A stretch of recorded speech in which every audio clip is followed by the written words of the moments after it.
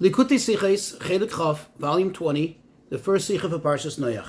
This Sicha is on the first pasuk of the Parsha, and in this Sicha will be explained what exactly is the prohibition of Avodah Zarah, of worshipping idols, and what's behind it, and the connection between Avrohom Avinu and Noach.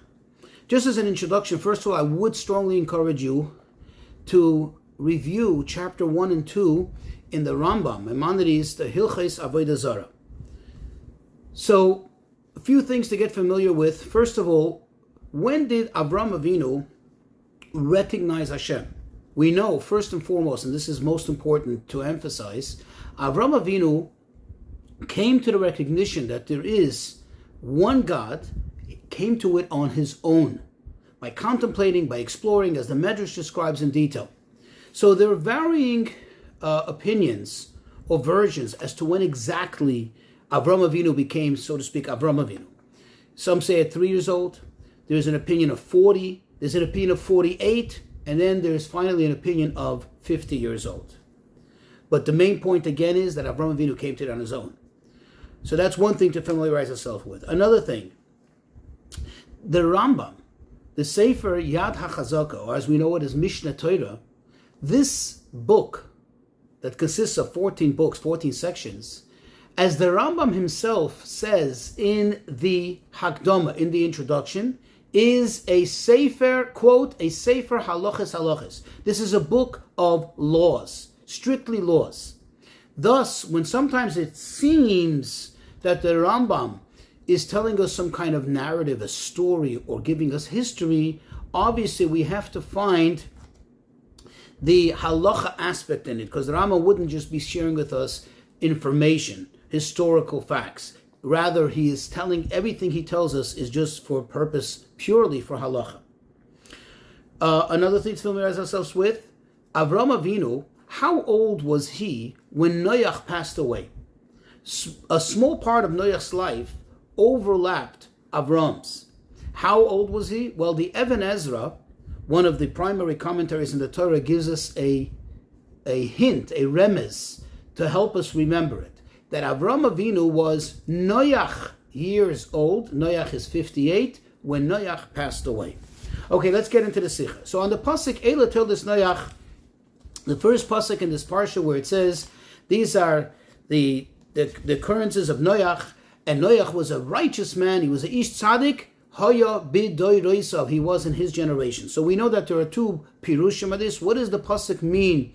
What is it implying when it says, quote, in his generations? One actually is saying in the praise of Noach, that even though he was in the time that he lived in, even though he lived in such difficult and challenging times, yet he was a great tzaddik. However, the other one is lignai, which is somewhat negative, which is saying, look, Noach was a tzaddik. However, and Rashi also quotes this, Ilu Haya b'doirei shel Avrohom, had he been, means he wasn't, but had he been in the generation of Avrohom, lo nechshav kumi, wouldn't be considered anything. So the question, of course, is, how do we say, had he been in the time of Avrohom, when the reality is, as I just said in the introduction, that he indeed did live in the time of Avrohom. Avrohom lived in his times. Now it's true that in the beginning of his life, Avrohom Avinu did not yet reach the level of tzaddik as we know him. It happened much later, right? And, for him coming to the point where he recognizes Hashem. In fact, there's even a medrash that says that Avrohom Avinu was worried, quote, about those days in which he still worshipped idols, because that's the way he was brought up. So there was part of Avroham's life and he wasn't a tzaddik. So perhaps one would want to justify it and say that, what do we mean by saying that had he lived in the times of Avrohom, that he didn't yet live in the times of Avrohom, and Avrohom was a tzaddik? But this is not the case, because we know that Avrohom Avinu did reach the level of tzaddik, and in fact, he reached it on his own. He attained this belief in Hashem on his own, not like Noach, who, as it's described, had some support from Hashem, or he had the influence from those who taught him, from Mr. Shelach, from Chanoich, and so on. Rather, Avram reached it on his own, and we do know, even by this account that we have. The varying accounts, still, he reached it at least by the time he reached 50, which is certainly before Noach's passing. Because remember we said that Noach passed away when Avrohom was 58 years old, Noach years old. Now, even if we're going to say that what we mean by in his generation of Avrohom, that when Avrohom started to, so to speak, build his career as the teacher of the greatness of Hashem to the world, even that happened prior to Noach's passing. Now, the Rebbe says, in order to go into this, let's first start with this, regarding the age when Avram Avinu became Avrohom, the monotheistic believer in Hashem. So we know it's either 3, 40, 48, or 50. However, it's very interesting that when you look in the Rambam, in Hilchas Avodah Zarah, chapter 1, halacha 3, over there he describes Avram Avinu, and he says, Ben Arbaim Shana Hikar Avram Esboireh, that Avram recognized with full and absolute recognition his creator, meaning Hashem, when he was 40 years old. Now the question really is, since the prevailing opinion, or the prevailing version is that Avram was 48 years old when he recognized Hashem and began teaching it, why is it that the Rambam is of the opinion that it's 40 years old? And why does the Rambam, so to speak, veer away from the common, most accepted opinion, most accepted approach, and insist that it's 40 years old? Moreover, the Rambam himself is not oblivious to the other age landmarks in Avram's life, because we see that Rambam himself describes how Avram began this process already when he was very, very young. If anything, the Rambam should have at least said, okay, there's an opinion of 3 years old, but it didn't fully materialize until 40. Why does he make it this point to make it like an absolute statement that Avram Avinu came to this recognition at 40 years old? Why 40 years old? So the Rebbe says, in order to understand this, we'll first preface by generally explaining the halachas of Avodah Zarah in the Rambam, the way the Rambam describes to us the halachas. And that is that if you look in chapter 1, he starts off how Avodah Zarah, how idolatry evolved. And he tells us, first in halacha aleph, that in the beginning, in the days of Enosh, people made this great mistake. And their error was that they said, meaning they had a rational error, since Hashem created the stars and all the galaxies and all the angels, and he imparted on them kavod, he imparted them honor, and he gave them certain duties. And there's, like, so to speak, Hashem's shamoshim, they are his servants. Therefore, they came to a conclusion that it's only right. And a way to honor Hashem is by showing his servants honor, by showing the stars and the galaxies and the angels and so on, by giving them honor. That's how it started. Then he goes in halacha beis in the next paragraph, and he says how it later evolved after many days of much time, where false prophets emerged, and they, of course, erroneously and with absolute lies, they claimed that God spoke to them and told them, directed them, worship this star, worship this galaxy, and so on and so forth. And then he continues and he tells us that over time, it became even worse. It deteriorated even further. They came to the point where people totally forgot about Hashem. That means even when the false prophets emerged, what did they claim? They claimed there is a God, there is the supreme being, but he told us to tell you to not only worship him, but also to worship, the other intermediaries. Over here, it evolved and deteriorated into such a low level where even God was totally forgotten, and they only ended up worshiping these symbols, all these statues and so on. And as the Rambam says, there was nobody that knew about the oneness of God and so on until this pillar of the world, that is Avram Avinu, was born, and how the Rambam explains in halacha Gimel, in the third paragraph, in the third halacha, how he describes how Avram Avinu came to the recognition in the one Creator on his own, and then he details all the extraordinary things that he did in order to bring this awareness to the people of his generation.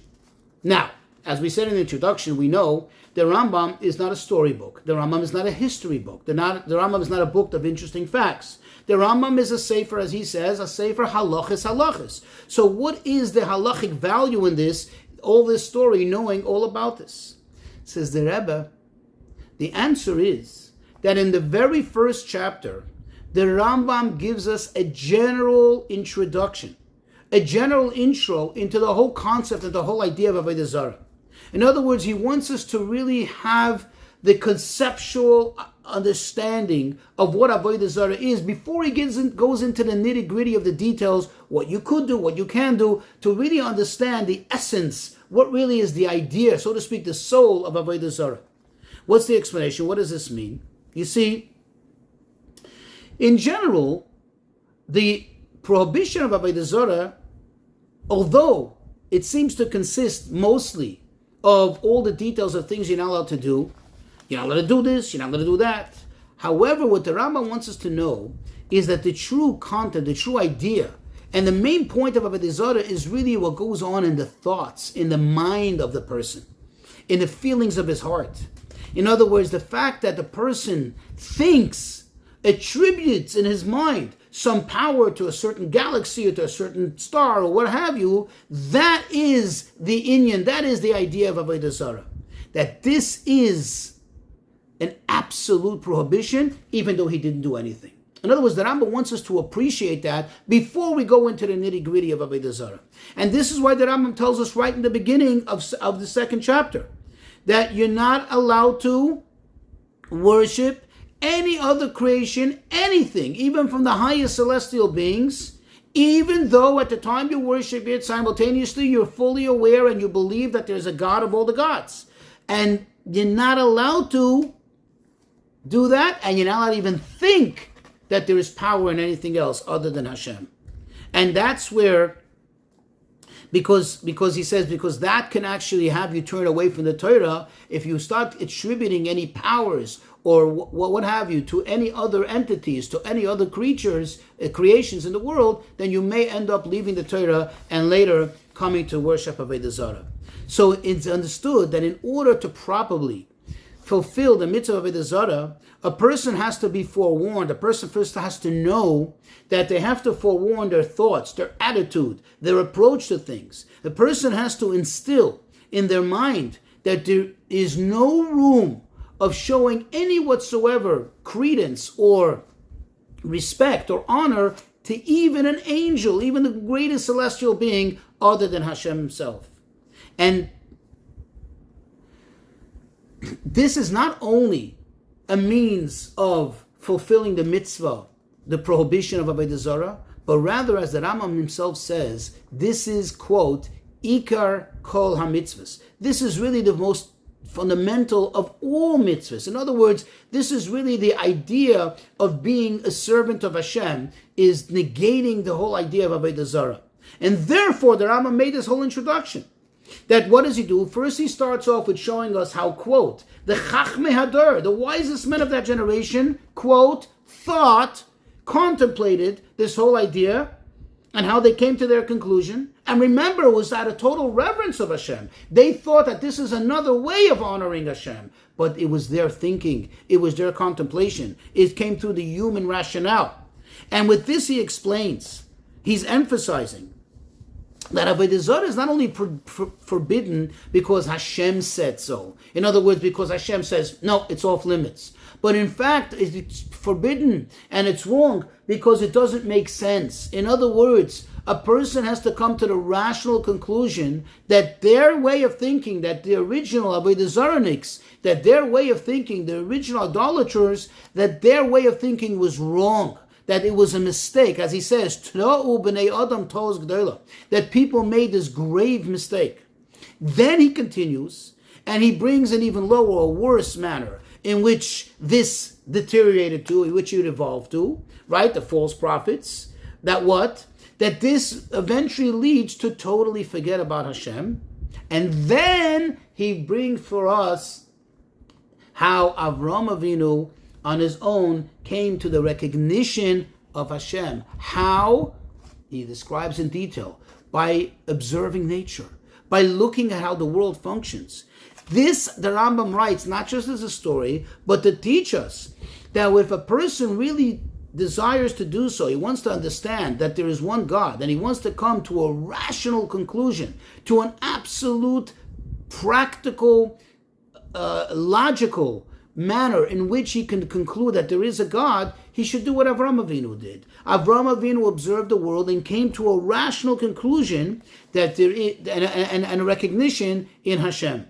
And now we can appreciate why the Rambam chose to emphasize that Avrohom Avinu recognized Hashem at 40 years old. Why he chooses this version?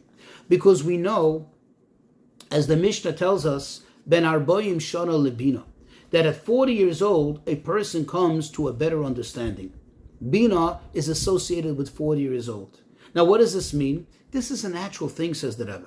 This is not telling you that at 40 years old, if you learned for 40 years. No, there's something about a person when they turn 40, the maturity, it's just a natural thing that your whole conception of things, your whole approach to understanding things is totally different than prior to 40 years old. And therefore, the Rambam wants to emphasize that when Avrohom really, truly, and absolutely recognized Hashem, it was 40 years old. This is not just that he recognized him, so to speak, on an esoteric level, on a spiritual level, but that this is something that a person in a rational, logical approach could recognize Hashem, and this is the ultimate, that a person should come to it, not because it's imposed on him, so to speak, or that he has to believe, or it's pure faith, but rather that he comes to it by means of appreciation through his mind of understanding. And this is consistent with the whole approach of the Rambam to Avodah Zarah, as we explained. Now, afterwards, the Rambam continues, and he tells us that after Avrohom Avinu came to this recognition, he started to debate with the people. He started to try to impress the people of on the people of his generation what he had just found, what he had come to the conclusion to, that there is one God. And then he describes how Avrohom Avinu was able to overpower them with his logic. In other words, he was able to win them over with his logic, and that is the reason why the king Nimrod wanted to kill him, because they couldn't argue with this. You couldn't argue with absolute logical, rational conclusions, and that's why they tried to intimidate him by killing him. And again, this is all, a means of the Rambam explaining to us how one can reach this through pure logic, through pure human logic. And then he continues to tell us how Avrohom Avinu started to be mashpia, he started to impress and started to influence the people of his generation until many of them started to follow in his ways. Now we can appreciate and answer the question that we asked. What do you mean, had Noach been in his generation? Noach was in his generation. Noach certainly did live in the times of Avrohom Avinu. The answer is, notice, it doesn't say that Ilu Hoya Noach Badoir Shel Avram, that had Noach been in the generation of the Avram, but rather it says Doiroi Shel Avram, his generation of Avram. What's the difference? It says, the Rebbe says, the point over here is not that they happened to live in the time of Avram, not that they happen to live in the doir of Avram, in the same time period, in the generation of Avram, but rather that they became doiroi shel Avram. They became his generation, meaning these people became influenced by Avram. They didn't merely accept what he said. They didn't merely just get convinced by saying, okay, fine, your arguments are more overwhelming, so we're just going to follow you. But rather, Avram Avinu ignited in them a thought. He ignited in them the desire to think, to contemplate this. And they thought about it. They worked their minds, and they came to the conclusions in their minds, in their rationale, in their logic, to the same conclusions that Avram Avinu came to. And now we can understand. This was a process. This didn't happen right away. Although Avram Avinu became, quote, aware of Hashem at 40 years old, fully aware, but he started a process. This took time to teach the people and to influence them. And like we said, not Doir Shel Avrohom, but Doiroi Shel Avrohom. Not that they were in the generation of Avrohom, but that they became the generation of Avrohom. Meaning they became like him. They became involved in recognizing Hashem, just like Avram Avinu. This took a lot of time, and actually this didn't materialize for many years. This was a process until Avram Avinu became 70 years old. As it's described, and later Hashem told him in the Parshas Lech Lecha to leave the country and move on and spread the word there. So this certainly did happen after the passing of Noach, after Noach was already no longer here. And now we could appreciate and understand, now that we understand why the Rambam goes into the whole lengthy narrative of how Avodah Zarah evolved and everything that happened, now we can also appreciate what he concludes at the end.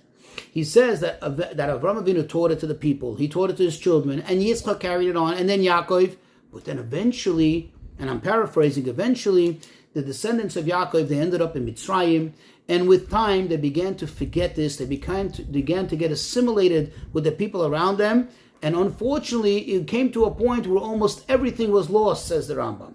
And then he says, but then what happened? Because of the love that Hashem has for us, Hashem made Moshe Rabbeinu, and he sent him to us to speak to us, and he chose us as his nation, and he gave us the Torah and the mitzvahs. How does this explain the whole, what does it have to do with Hilchas Avodah Zarah? How does it explain Avodah Zarah? This just seems like he's finishing the story. But again, that's not the point of the Rambam's book. The Rambam's book is to teach us halacha, to teach us the essence of the halacha. Says the Rebbe, the answer is that the Rambam is trying to explain to us that even though up until this point in the narrative, which wasn't just a narrative, but rather was giving us the soul of this mitzvah, the essence of it was to tell us that you have to reach it on your own, through your own logic, through your own understanding.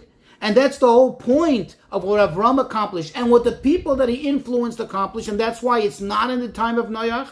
But at the same time, the Rambam wants us to know that alone, exclusively coming to it through your own understanding and appreciation, that is not the right way to go. Because chas v'shalom, with time, what can happen?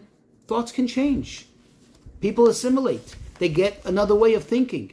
They evolve into another type of logic, another type of rationale.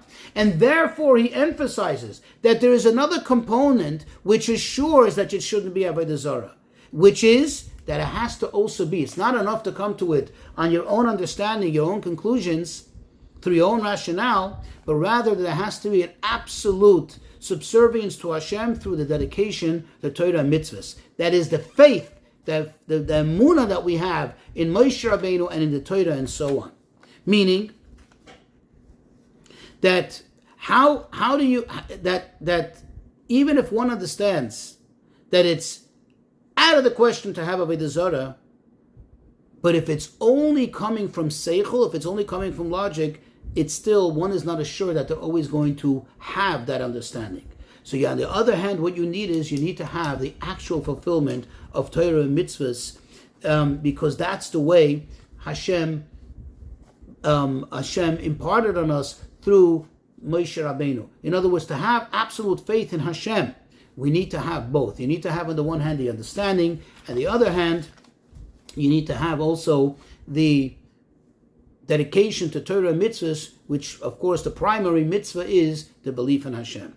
In short, what you need to have is both the negative and the positive. The negative is the mitzvah say, is not to think of Avodah Zarah, is not to give it any credence, and not to give it any importance, anything else other than Hashem. And the mitzvah say aspect of it, the positive commandment aspect of it, is to believe in Hashem and to learn and to know more about Hashem, which obviously leads us to the, of course, obvious that it's not just enough not to do Avodah Zarah, but one has to also endeavor to learn more and more, like Chassidus, for example, so one can better understand and have a better appreciation of the Emunah in Hashem.